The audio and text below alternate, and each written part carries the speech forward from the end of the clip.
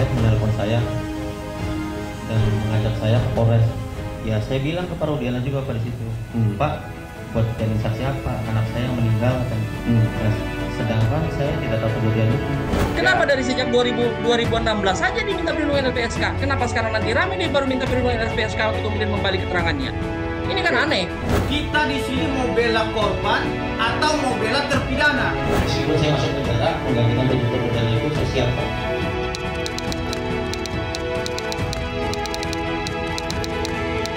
Saya sendiri jujur kaget gitu.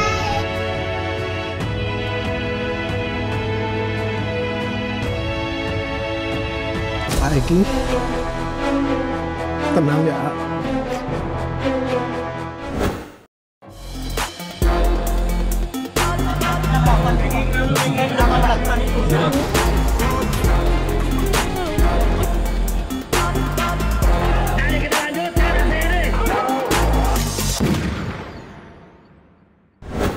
Dalam dunia yang penuh dengan intrik dan kebohongan, kesaksian seorang Dedek Riswanto membawa harapan baru untuk keadilan.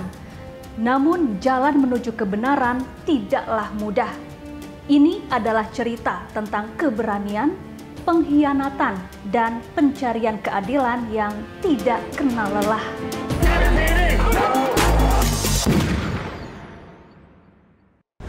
Satu persatu, fakta dari rangkaian kasus pembunuhan Vina dan Eki mulai terkuak. Dedek Riswanto, salah satu saksi kunci, tiba-tiba muncul dalam kasus pembunuhan Vina dan Eki tahun 2016 silam. Ia mengungkapkan keterlibatan Ibtu Rudiana yang merupakan ayah dari korban, Muhammad Rizky Rudiana alias Eki. Namun apa yang ia ungkapkan bukanlah jalan lurus menuju kebenaran, melainkan labirin yang penuh dengan tikungan tajam. Dede bahkan siap menanggung segala risiko karena telah berbohong di berita acara pemeriksaan pada 2016 lalu. Dede bahkan siap dihukum dan menggantikan para terpidana kasus Vina. Ke Polres. Nah, setelah dalam Polres saya tanya, mau ngapain ke sini? Katanya buat keterangan saksi anaknya Pak Rudiana yang meninggal. Nah setelah itu saya tanya, emang mau ngapain, kan kita tidak tahu peristiwa itu. Nah udah katanya nanti saya arahin, saya ikutin apa kata saya katanya. Dia bilang gitu. Nah terus Pak Rudiana datanglah. Saya tanya ke Pak Rudiana juga, Pak Rudiana mau ngapain? Buat keterangan apa? Saksi anak saya yang meninggal katanya. Nah disitulah diceritakan saya nongkrong di warung. Kalau ke warung mah itu bener Pak, ke warung malam hanya membeli rokok. Cuman ada segerombolan anak nongkrong, pelemparan batu, bambu, pengejaran, segerombolan motor ada di situ. Sebenarnya nggak ada Pak. Sudah diceritakan sebelum masuk BAP itu sudah diceritakan. Jadi sebelum kamu bertemu dengan Rudiana, kamu kan diajak oleh Rudiana telepon katanya kan? Bukan saya yang ditelepon Pak. Saya ditelepon dengan Aib Pak. Ditelepon oleh Aib. Kamu diajak ke kantor polisi. Iya. Waktu kamu diajak ke kantor polisi, kamu tahu tujuannya untuk apa? Belum tahu Pak. Saya nanyanya pas sudah masuk ke Polres Pak di dalam. Apa katanya waktu kamu diajak ke kantor polisi? Ya saya tanya pas di dalam, mau ngapain di sini? Buat jadi saksi anaknya Pak Rudiana. Enggak, sebelum. Oh saya nggak pernah nanya Pak. Cuma nggak nanya Pak. Oh dia aja. Oh tolong antar saya ke kantor polisi gitu. Iya. Oke, setelah kantor polisi, ya, apa yang terjadi? Ya saya tanya, mau ngapain di sini? Buat keterangan saksi kan? Saksi siapa? Pak Rudiana yang anaknya meninggal. Oh itu kata Aib. Iya. Ya. Nah kemudian kamu bertemu dengan Rudiana di mana? Di situ juga? Di situ juga. Saya tahu Rudiana pun saat di situ. Oh kamu kenal Rudiana saat di situ? Saat di situ. Waktu dia pakai baju apa dia? Baju preman atau baju? Baju preman sih Pak. Baju biasa. Dan polisi. Apa? Dikenalkan sama Aib siapa ini gitu? Iya, dikenalkan sama Aib. Ini Pak Rudiana katanya. Nah, dikasih tahu ini Pak Rudiana. Ini Pak Rudiana. Apalagi? Bapaknya Eki. Diberitahu nggak dia polisi? Diberitahu Pak. Dia polisi. Ini polisi. Gitu. Polisi.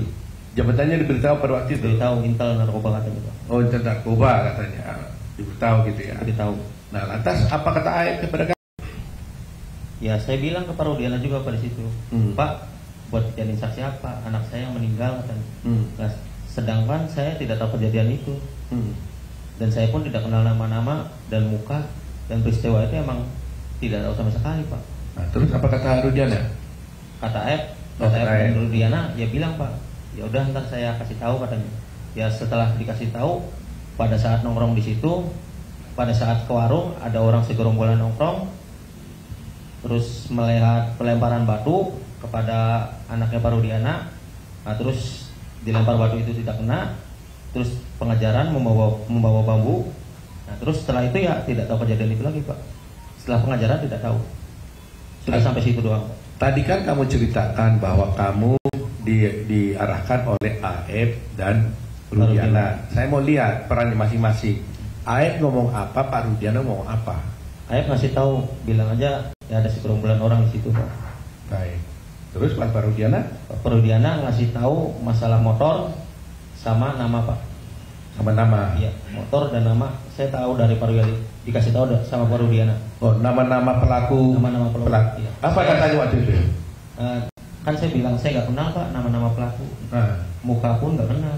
Terus kata Pak Rudiana, ya udah saya kasih tahu nama-namanya pelakunya. Oh, dikasih tahu. Dikasih tahu. Tapi sekarang kamu datang mengaku bersalah. Kamu tahu risikonya ini buat kamu? Tahu, Pak, sangat tahu risikonya. Kamu tahu bahwa kamu bisa dipenjara gara-gara pengakuanmu sekarang ini? Tahu, Pak. Saya siap risikonya, Pak.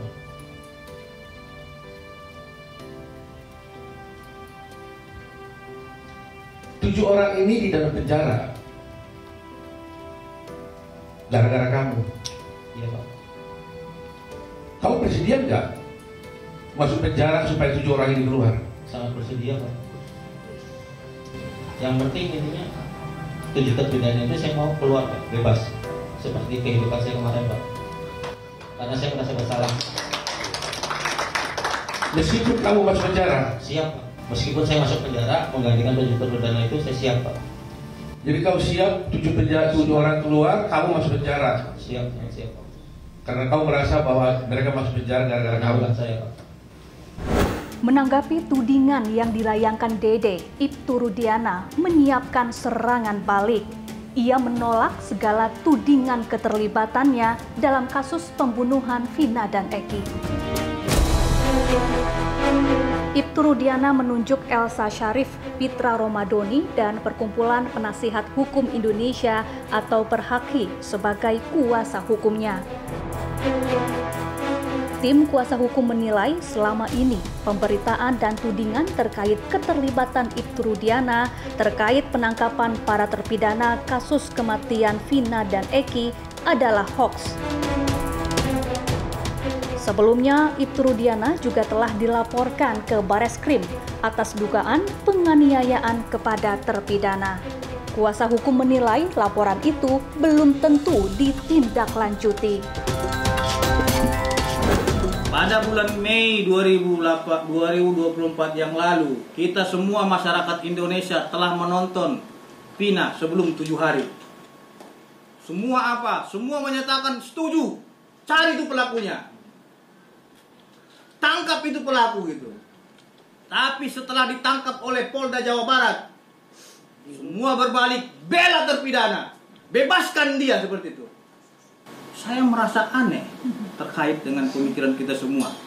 Kita di sini mau bela korban atau mau bela terpidana. Jadi janganlah kita pantik persoalan hukum ini dan menghancurkan harkat martabat nasib keluarga Ibtu Rudiana.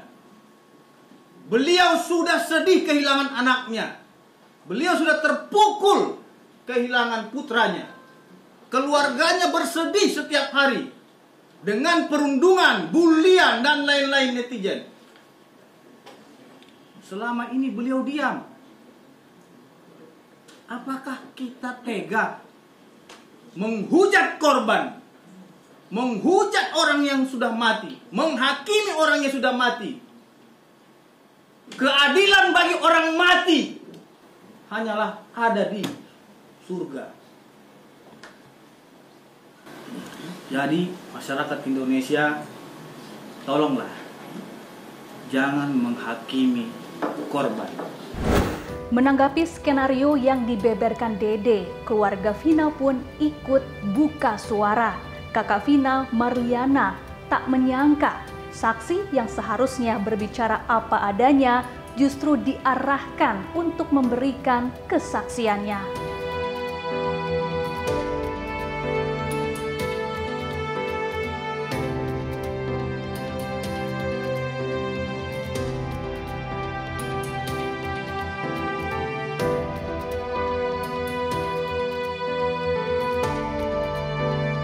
Saya sendiri jujur kaget gitu. Kaget mendengar pernyataan dia di KDM itu kan, bahwa bilang dia itu suruh begini, suruh begitu gitu kan. Ya jelas kaget sih Mas. Yang percaya atau gimana? Kalau masalah percaya atau tidak kan saya balik lagi ke proses hukum aja lah. Saya menghormati proses hukum gitu kan. Jadi untuk selanjutnya, untuk seterusnya gitu kan, saya menyerahkan ini semua ke proses hukum yang berjalan.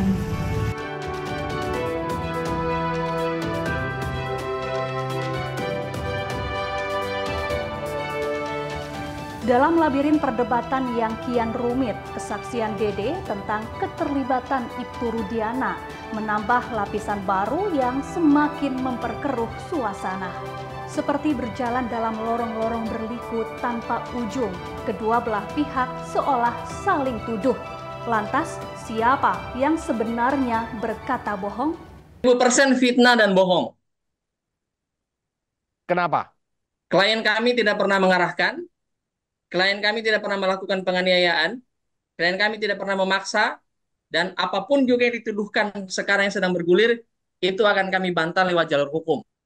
Tapi lewat media ini kami ingin sampaikan bahwa stop trial by the press, stop trial by the netizen terhadap klien kami.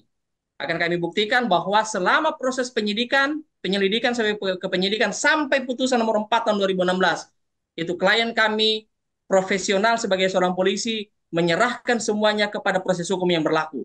Penyidikan berlangsung dengan fair, kemudian sampai ke pengadilan berlangsung dengan pengadilan yang cepat, berbiaya ringan, dan kemudian semuanya diputus sesuai dengan putusan nomor 4 tahun 2016. Itu intinya. Oke, Bang Mardiman, Ya. tolong dikoreksi terkait dengan bahwa LPSK menerima pengajuan perlindungan terhadap saksi Ya. dan mungkin kecenderungan bahwa ada salah treatment ketika 2016. Bagaimana hal tersebut kepada Pak Ibtu Rudiana sendiri? LPSK melindungi Dede, saya rasa tidak menunjukkan implikasi apapun. Semua orang berhak ketika dia merasa keselamatannya terancam ketika dia memberikan kesaksian, itu berhak minta perlindungan kepada LPSK. Mau dilindungi atau tidak dilindungi LPSK tidak mengubah fakta dan data hukum yang sudah kita pegang dan kita yakini sebagai kuasa hukum Rudiana bahwa klien kami adalah orang yang benar, proper di dalam menjalankan kasus ini. Dan catatan, beliau adalah orang tua dari korban yang anaknya mati oleh para penjahat itu. Itu intinya. Jadi kita tetap menaruh empati ya atas kehilangan anaknya, putranya dari Pak Rudiana. Tapi memang inilah proses yang berjalan. Sebenarnya mengenai pengakuan Dede yang belakangan ini, yang terbaru ini kan sebenarnya rangkaian dari kejanggalan-kejanggalan yang sudah terjadi gitu ya dalam penyidikan ini. Sebagaimana juga memang sempat disampaikan oleh Pak Wakapolri ya, sebenarnya ini penyampaian Kapolri tidak didahului oleh scientific crime investigation. Jadi Dede menyampaikan sendiri keterangannya bahwa dia tidak pernah ya mengetahui ada peristiwa itu gitu ya. Peristiwa yang kemudian dituangkan di BAP-nya itu menurut dia itu tidak ada ya. Jadi yang kumpul orang di situ melihat ada melintas ya motor yang almarhum Eki dan Vina kemudian dilempari dan seterusnya. Itu tidak ada ya. Dan bahkan dia juga tidak pernah disumpah sehingga kemudian itu hanya dibacakan saja dalam persidangan. Kemudian di BAP tambahannya itu tanggal 23 September dia juga merasa tidak ada datang ke Polda. Nah, ini kan pengakuan-pengakuan yang disampaikan oleh saudara Dede sendiri. Bahkan jadi sebenarnya ini karena dia terpanggil, dia selama ini hidup tidak tenang gitu ya. dia merasa bersalah, berdosa karena keterangannya, karena ini sangat apa namanya ya, kunci sekali keterangan itu, Aep dan Dede ya. Karena saat itu Pak Rudiana mencari tahu sendiri dan bertemu dengan Aep gitu. Walaupun peristiwa itu ada didahului juga tanggal 25 eh, Agustus itu, ya saudara Aep itu ada dipukuli ya, karena ada memasukkan wanita lah gitu ceritanya. Nah, Ya. kemudian inilah awal dari kesaksian itu. Sampai di dalam BAP itu juga bisa mengenali, mengetahui. Padahal Dede katakan dia tidak mengenal seorang pun daripada terpidana itu. Nah, jadi ini kejanggalan inilah yang terjadi. Padahal karena Aib itu memberitahukan kemudian by phone, sehingga kemudian Pak Rudiana datang dengan timnya, ya, beliau dulu di unit narkoba dan menangkap ini. Ini awalnya semua nih.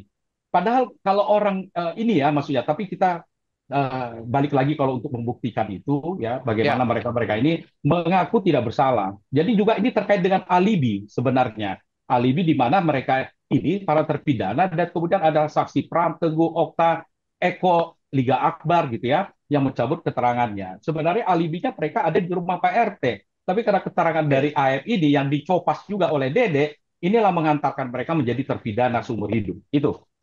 Oke, Bang Mardiman, terkait dengan Ibtu Rudiana menyiksa segala macam, seperti apa dari kuasa hukum? Tidak ada itu, Mas. Kapan, di mana, siapa aja yang menyiksa, mana visumnya, ada rekaman CCTV-nya, ingat, ini kita bicara soal hukum pidana loh. Ya.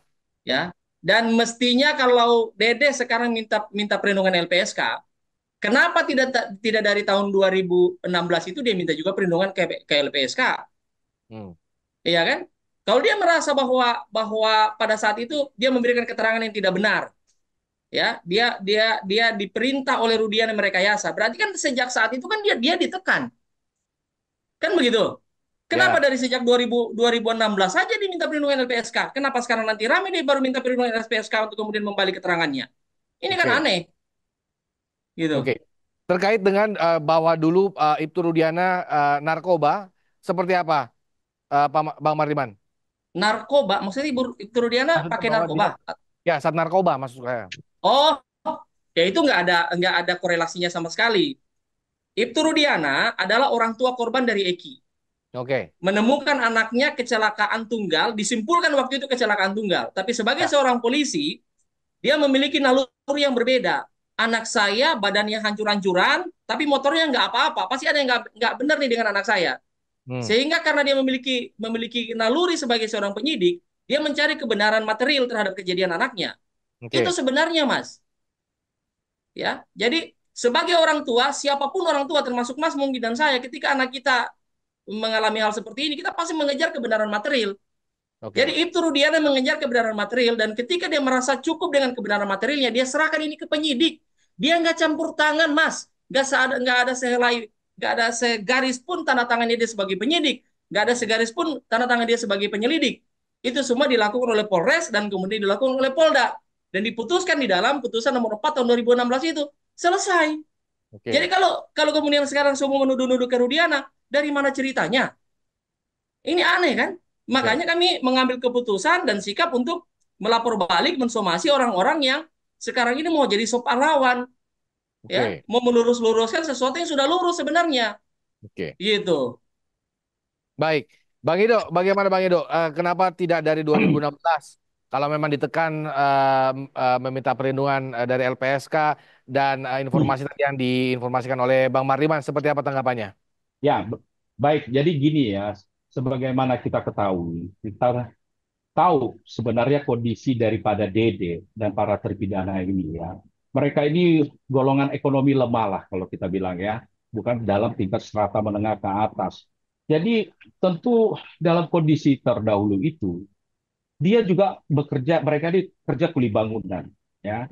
Mereka ini kalau nggak kerja sehari aja, mereka sudah terasa tuh ya penghasilannya. Terus kemudian dia mau kemana ya, berpikir soal lawyer pun itu sulit ya. Tentu juga berpikir secara finansial seperti apa. Nah, memang kemudian setelah ini kan semacam efek ya, ketika bangunkan, ada yang mau mencabut, kemudian dan seterusnya nih, sampai kemudian Dede ini terpanggil sebenarnya. Jadi karena dia merasa tidak tenang, tidak damai, dia merasa berdosa. Ini menurut Dede sendiri ya, dan dia sudah sampaikan ya, secara publik sudah mendengarkan. Sampai dia katakan, lebih baiklah saya yang berada di dalam menggantikan para terpidana itu. Dia masih dalam 8 tahun ini sudah menikah gitu ya, kemudian punya anak, sementara para terpidana ini di dalam hanya gara-gara keterangan kunci daripada AF yang sebenarnya ini mirip ya, hampir dibilang copas lah dengan Dede. Ya, jadi kalau peristiwa dulu kenapa ya memang kondisi dia tidak memungkinkan. Kalau kondisi sekarang dia berani untuk itu. Dari dulu sampai sekarang, apakah Dede mengakui mendapatkan ancaman atau intimidasi, Bang Ido? Menurut Dede tidak, ya. Jadi sebenarnya ini juga inisiatif dia yang kemudian bertemu dengan Kang Deddy Mulyadi. Nah, jadi memang kebetulan di Pradi ini ada juga kewajiban kami sebagai advokat ya untuk menjalankan pro bono, memberikan akses to justice. Makanya advokat Pradi itu tergerak ya, sebagaimana diawali datangnya para keluarga terpidana bertemu Ketua Umum kami Prof. Otto Hasibuan. Nah, inilah yang kemudian membuka mereka-mereka ini kemudian berani muncul ya. Jadi ini menjadi awalnya. Kemudian Dede juga menghubungi Kang Deddy dan kemudian Kang Deddy membawa ini ke Peradi. Oke, Gitu. baik. Terakhir untuk Bang Ido ini tanggal 24 ya kalau nggak salah. Apa ada bukti-bukti baru yang memang kira-kira kuat untuk mengajukan PK kalau tidak salah, betul ya, Bang Ido? Kita masih mengumpulkan, ya. Kita harus benar-benar maksimal persiapan kami. Kami tidak mau asal masukkan gitu ya. Jadi kita memang masih menunggu nih. Tim ini masih menyusun semua, masih meramu. Kira-kira apa bukti-bukti dasar-dasar yang kami bisa kompilasikan untuk kami ajukan PK. Oke, Bang Mardiman, terakhir Bang Mardiman, terkait dengan tudingan dari Dede, apa yang disiapkan oleh pihak kuasa hukum, lalu kemana sebenarnya Ibtu Rudiana sendiri, karena dia seharusnya dia mungkin ya, mungkin kalau memang kita tidak mengatakan trial by the press, tapi memang mungkin seharusnya dia bisa nongol lah mungkin seperti itu.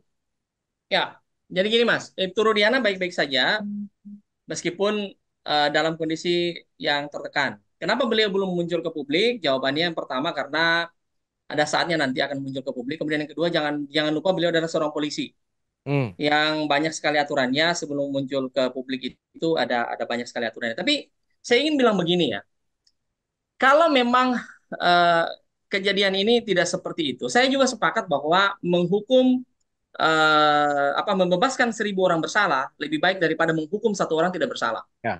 Saya sama, jadi saya juga bukan antipati terhadap kebenaran yang sesungguhnya, terhadap kebenaran yang hakiki. Tapi sekali lagi saya tekankan pada kesempatan ini bahwa Ibtu Rudiana hanya menyampaikan kebenaran material diolah oleh kepolisian yang memang memiliki kewenangan untuk melakukan penyidikan. Kemudian dibawa ke penuntutan oleh jaksa, kemudian diputuskan oleh hakim sesuai dengan kewenangannya masing-masing. Nah, ketika sekarang kemudian muncul bahwa Ibtu Rudiana mengarahkan, itu adalah sesuatu kebohongan besar dan fitnah yang keji terhadap klien kami. Dan kami akan buktikan itu suatu saat nanti lewat jalur yang benar, bukan lewat membentuk opini di media, bukan lewat membentuk opini yang lain-lain. Sehingga saya pun sekarang jadi tanda tanya saya nih. Ini sebenarnya di apa yang dicari oleh orang-orang di belakang orang-orang itulah yang mau memutarbalikan kebenaran terhadap Ibtu Rudiana. Gitu. Oke, kita sama-sama cari kebenaran materialnya sekarang, tapi jangan lupa putusan pengadilan itu sudah inkrah. Iya kan? Sudah inkrah. Tidak hanya pengakuan Dede yang mengejutkan, mantan terpidana kasus Vina Saka Tatal mengajukan peninjauan kembali untuk memulihkan nama baiknya. Ia pun membawa sejumlah bukti-bukti baru yang seakan membawa misteri kasus pembunuhan Vina semakin dalam, ke dalam labirin yang tak berujung. Inside Story akan kembali bersama saya, Syafaati Suryo.